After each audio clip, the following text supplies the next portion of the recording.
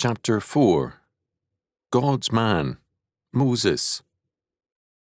Exodus chapter 2, verses 1 to 10. And there went a man of the house of Levi, and took to wife a daughter of Levi. And the woman conceived and bare a son. And when she saw him that he was a goodly child, she hid him 3 months. And when she could no longer hide him, she took for him an ark of bulrushes, and daubed it with slime and with pitch, and put the child therein, and she laid it in the flags by the river's brink. And his sister stood afar off, to wit what would be done to him. And the daughter of Pharaoh came down to wash herself at the river, and her maidens walked along by the river's side, and when she saw the ark among the flags, she sent her maid to fetch it. And when she had opened it, she saw the child, and behold, the babe wept.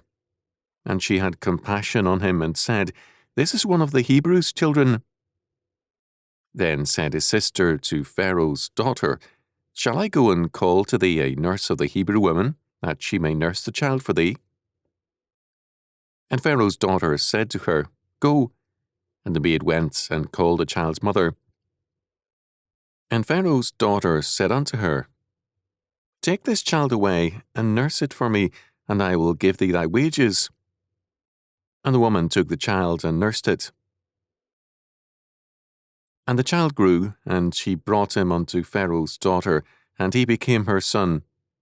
And she called his name Moses, and she said, Because I drew him out of the water. Exodus chapter 2, verses 1 to 10. The birth of Moses came after the onset of persecution and after the decision to kill all male Hebrew babies. Prior to that time, Moses' parents, Amram and Jochebed, Exodus chapter 6, verse 20, had become the parents of Miriam, Exodus chapter 2, verse 4, and Aaron, Exodus chapter 7, verse 7. Moses was given his name by Pharaoh's daughter, because I drew him out of the water, verse 7. The name Moshe has an important meaning. Mu means seed, a male child, a son. She in Egyptian means pond, lake, or the Nile. The name thus means child of the Nile, and the name thus tells us plainly that he was found in the Nile. Since Hebrew children were to be thrown into the Nile and drowned, Pharaoh's daughter openly identified that Moses was a Hebrew child saved from the Nile. Moreover, given the plain speaking of antiquity, there is a further connotation. Before childbirth, the fluid in the womb breaks, and thus the child comes forth.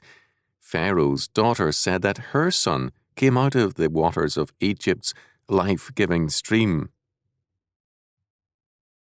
There is a grim note in verses 2 and 3 which Robert Young's literal translation of the Holy Bible makes clearer for us. And the woman conceiveth and beareth a son, and she seeth him that he is fair, and she hideth him 3 months. And she hath not been able any more to hide him, and she taketh for him an ark of rushes. Every male child born required a decision to surrender the child to death or to attempt to save it. Both Jewish and Christian commentators routinely overlook the fact that infanticide had been a routine option for Hebrew mothers. To surrender the child was infanticide, and probably many Hebrew women practiced it. The more conspicuous their position, the more difficult would concealment be. Moses' mother apparently decided to save Moses on seeing how fine, robust, or fair he was, but she could not conceal him too long, because she and her husband were somewhat conspicuous. After 3 months, some solution had to be sought. We have an incident of evil here, the murder of babies, common in antiquity, and even more common now. Out of this evil comes forth God's covenant witness and power, the giving of his law, and his cleansing of Canaan. At the time when Egypt's tyranny comes sharply into focus, God prepares his future by means of a baby born with a very poor life expectancy. This amazing story begins with a simple statement. And there went a man of the house of Levi, and took to wife a daughter of Levi. Verse 1. As Parker said, there is nothing extraordinary in this statement. From the beginning, men and women have married and have been given in marriage. It is therefore but an ordinary event which is described in this verse. Yet we know that the man of Levi and the daughter of Levi were the father and mother of one whose name was to become associated with that of the Lamb. May not renown have obscurity for a pedestal? Biblical history emphatically stresses the total providence of God in all events. God's purposes transcend our understanding because they are inclusive of and govern every strand in creation.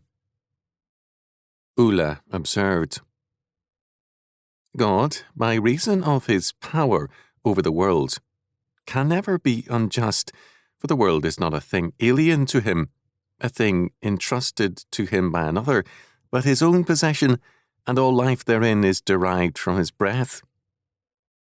God cannot be unjust to that which he himself called into existence and maintains therein. It is also the only source of right therein. Moses' mother was aware of the fact that Pharaoh's daughter bathed in the Nile. Josephus tells us that Pharaoh's daughter was named Thermuthis, meaning the Great Mother. She held a high and religious position in Egypt and had her own household. The Nile was worshipped as an emanation of Osiris and as life-giving. The daughter of Pharaoh thus bathed ritually in the Nile, a fact known to Moses' mother. Accordingly, she had an ark constructed out of bulrushes or papyrus. Because we associate papyrus with our word paper, we fail to realize that sea vessels were built out of papyrus. Isaiah chapter 18, verse 2. The ark was a miniature Nile boat in its construction. It was placed in the reeds close to shore where Pharaoh's daughter would find it. Also, it would not drift downstream when surrounded by reeds. The word ark is used only here and in the Genesis account of Noah's ark. In both instances, it refers to a dramatic step in God's plan of judgment and salvation. We are specifically told that Pharaoh's daughter recognized that this abandoned baby was a Hebrew child and had compassion on him, verse 6. This is a notable fact. However, there is another aspect which may be inferred. This was a unique incident. No other Hebrew woman had tried it. Their sons had been drowned in the Nile. Jochebed had prepared her son for discovery during a religious ritual. Because most actions in our time are secular and profane, we fail to recognize that at one time all actions were religiously governed for good or ill. As a result, for the life-giving Nile to manifest a male child during a religious bathing ceremony was a happy omen. Perhaps subsequently Pharaoh's men prevented a like incident from reoccurring. In this episode, however, the Hebrew origin of the child is acknowledged, and he is still made a member of the royal household with a religious name, Moshe or Mushe. Greville believes that it is possible that Moses was groomed to be a co-regent, and he sees a hint of this in Paul's words. By faith, Moses, when he was come to years, refused to be called the son of Pharaoh's daughter, choosing rather to suffer affliction with the people of God than to enjoy the pleasures of sin for a season, esteeming the reproach of Christ greater riches than the treasures in Egypt, for he had respect unto the recompense of the reward. Hebrews chapter 11, verses 24 to 26. Miriam was close by when Pharaoh's daughter found the ark and baby, and she volunteered to find a nurse for the baby. Pharaoh's daughter was under no illusion as to who the nurse was, that is, the baby's mother. She told her, "I will give you your wages," verse 8, or "I will give you your reward, the life of your child." A child then was commonly nursed until 3 or 4 years of age. No doubt Pharaoh's daughter maintained contact with Jochebed to that point at least. Then the child became her son, verse 9, and was educated accordingly.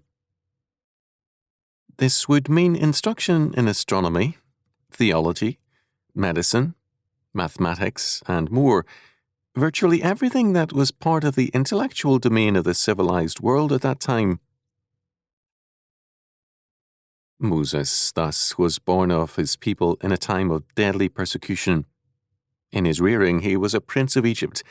He was, in a very real sense, however, alien to both Israel and Egypt, and was treated later with suspicion by both. In this way, God prepared Moses to be God's man, not Israel's nor Egypt's.